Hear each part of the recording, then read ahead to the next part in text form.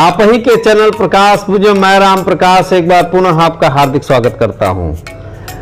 यह वीडियो बना रहे हैं महारानी लक्ष्मीबाई की कर्मस्थली का, जो अपने बच्चों की आंखों से हमने देखा है और बहुत सारे ऐतिहासिक तथ्यों को इस वीडियो में हमने समेटने का प्रयास किया है। और यह वीडियो आपको अच्छा लगे तो लाइक करना, सब्सक्राइब करना और शेयर करना मत भूलिएगा। बहुत बहुत धन्यवाद। नमस्कार।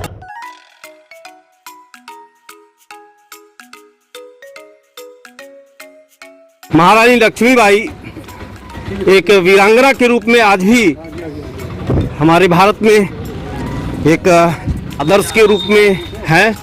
बचपन इनका बनारस में प्रारंभ हुआ और पहले इनका नाम था मणिकर्णिका, प्यार से लोग मनु के नाम से बुलाते थे।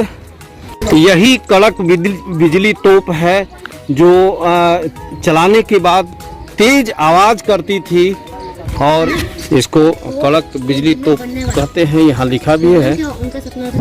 और ये मशीन गन है जो आपको दिखाई दे रही है, जर्मन से आई थी ये मशीन और अंग्रेजों से लड़ाई के लिए बहुत कारगर मशीन रही है। फाटक है, बंद करने के बाद ब्रिटिश झंडा का रूप ले लेगा। और खैर अब आगे देखते हैं। ये जो दिख रही है ये सलामी तोप है। जब भी राजा और रानी से कोई आगंतुक यहाँ आते थे तो इन तोपों से सलामी दी जाती थी उनके स्वागत में। है वह गुलाम गौस खां जो मुख्य तोपची थे और यह मोती बाई महिला जो तोपची थी उनकी समाधि है। खुदा बख्श अश्वरोही सेना के ये इन तीनों लोगों का यह समाधि स्थल है। और यह 4 अप्रैल 1858 में यह लोग वीर गति को प्राप्त हुए थे। यह इनके उसमें लगा हुआ है और आप इसको देख भी सकते हैं। यह पहले जो यह दृश्य आप देख रहे हैं, पहले यह महाराजा गंगाधर राव के समय में कोर्ट था और इसको बाद में इसको परिवर्तित किया गया। जो अपराधी थे इसमें फांसी दी जाने लगी और इस समय यानी 1896 ईस्वी में इसको पानी की एक टंकी बनवा दी गई। इस पे शिलापट पे लिखा भी हुआ है और इस समय यह पानी इसमें से सप्लाई होता है या उससे संबंधित संयंत्र इसमें लगे हुए हैं। महारानी लक्ष्मीबाई के दरबार में पहुंच गए हैं जहां उनका दरबार लगता था और जो मुख्यतः वाराणसी में पैदा हुई 19 नवंबर 1828 में यहां उनकी कार्यस्थली रही है और यह उनका दरबार रहा है। दरबार लगता था किसी विशेष समस्या को समझने के लिए। रानी का पंचमहल है, इसी को पंचमहल के रूप में हम लोग जानते हैं, हम किताबों में भी पढ़े हैं। और यह बचपन का नाम जो मणिकर्णिका था और प्यार से लोग उनको मनु के नाम से बुलाते थे। और यही पंचमहल वह है। पंचमहल का दृश्य है। ये महल है। इस महल को सुरक्षित रखने के लिए किनारे किनारे गड्ढे बने हुए हैं और ताकि उसमें पानी भरा जाता रहा है ताकि कोई बाहरी सैनिक यहाँ ना आ पावे या कोई कैदी यहाँ से आसानी से भाग न जाए। इस को देख करके सुरक्षा के रूप में यह बनाया गया था। तो स्थान है जहां से अंग्रेजों से घिर जाने के बाद महारानी लक्ष्मीबाई अपने घोड़े के साथ छलांग ले ली थी और यह वही स्थल है। यहां से बहुत और उनका इस छलांग लेने के बाद उनके घोड़े की मृत्यु हो गई थी। और यहाँ पे इस शिलापट पे सुभद्रा कुमारी चौहान की लिखी हुई कुछ पंक्तियां हैं। बुंदेले हर बोलो के मुख हमने सुनी कहानी थी, खूब लड़ी मर्दानी वह तो झांसी वाली रानी थी। सिंहासन हिल उठे, राजवंशों के भृगुटी तानी थी, बूढ़े भारत में भी आई फिर से नई जवानी थी। गुमी हुई आज़ादी की कीमत सबने पहचानी थी, दूर फिरंगी को करने की सबने मन में ठानी थी।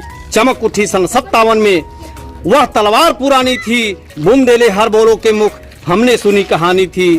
खूब लड़ी मर्दानी वह तो झांसी वाली रानी थी। कानपुर के नाना की मुंहबोली बहन छबीली थी, लक्ष्मीबाई नाम पिता की वह संतान अकेली थी। नाना के संग पढ़ती थी वह, नाना के संग खेली थी। बरछी ढाल कृपाल कटारी उनकी यही सहेली थी। वीर शिवाजी की गाथाएं उनको याद जवानी थी, बुंदेले हर बोरों के मुख हमने सुनी कहानी थी। खूब लड़ी मर्दानी वह तो झांसी वाली रानी थी। यही वह शिव मंदिर है जहां महारानी लक्ष्मीबाई पूजा करती थी भगवान शिव की। भी आक्रमणकारी होते थे, उनको देखने के लिए यह झरोखा बना हुआ था। दुश्मन को चकमा देने के लिए यह इस तरह से बनाया गया था। हवा महल है, जहां से आप देख सकते हैं कि चारों तरफ जंगले लगे हुए हैं और ज़्यादा ऊंचाई पर होने के नाते यहाँ गर्मियों के दिनों में आराम मिलता था। इसे हवा महल के नाम से जानते हैं। यहाँ राजा साहब महाराजा गंगाधर राव और महारानी लक्ष्मीबाई ही आती थी गर्मियों के दिनों में। ये काल कोठरी जेल है जहां पर कैदियों को रखा जाता था। इस काल कोठरी जेल की खासियत यह है, चारों तरफ से यह बंद है। यह 1890 में बनवाई गई यह काल कोठरी जेल है और जो कैदी इसमें मृत्यु को प्राप्त होता था उसको सौदाह की व्यवस्था भी यही थी और जो बच जाता था वह अपना समय काटने के बाद जैसा निर्णय होता था राजा साहब का, उसके मुताबिक उनको दंड मिलता था। की छोटी सी कोठरी दिखाई दे रही है, यह सैनिकों के खाने पीने के सामान रखने के लिए यह उपयोग किया जाता था। यहाँ राजा और रानी जो थे उनके दरबार में आने के लिए जो सोल्जर्स थे, यह पहरेदार यहाँ रहते थे और यहाँ भी एक पहरेदार की व्यवस्था थी और उसके बाद जब उनको अनुमति मिलती थी तभी वह अंदर आ पाते थे। ये जो भी बना हुआ है वह सोल्जर्स के लिए है, सिपाहियों के लिए है। क्वार्टर बना हुआ है, यहीं जो महाराजा गंगाधर राव के सिपाही थे वह यहीं पर रहते थे। और इसी के बाद देखते हैं आगे क्या। महाराजा गंगाधर राव के समय का यह फांसी घर है। ऊपर देखिए यह बना हुआ है और इसी पे रस्सी से बांध करके गले से यहाँ लटका दिया जाता था। यहाँ रस्सी वो लकड़ी का कोई पटरा रखा जाता था, वह पटरा उसी पटरे पे उस कुख्यात अपराधी को खड़ा किया जाता था और वह अपराधी को जब फांसी देनी होती थी तो वही नीचे जो पटरा लगा हुआ रहता था उस पटरे को खींच लिया जाता था। वह स्थान खींचने वाला जो स्थान है वह इधर से बंद कर दिया गया है, बाहर से यहाँ से बंद कर दिया गया है।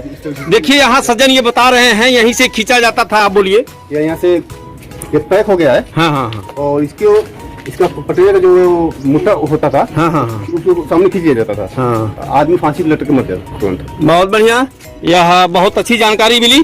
किले की रक्षा करने के लिए यहाँ सिपाही गश्त करते थे। यह पूरा बना हुआ है, बाहर है ये, और पूरे किले की सुरक्षा के लिए यहाँ सिपाहियों के गश्त करने का यह रास्ता बना हुआ है। आमोद बाग है, यह इसमें फूल पत्ती लगाया जाता था।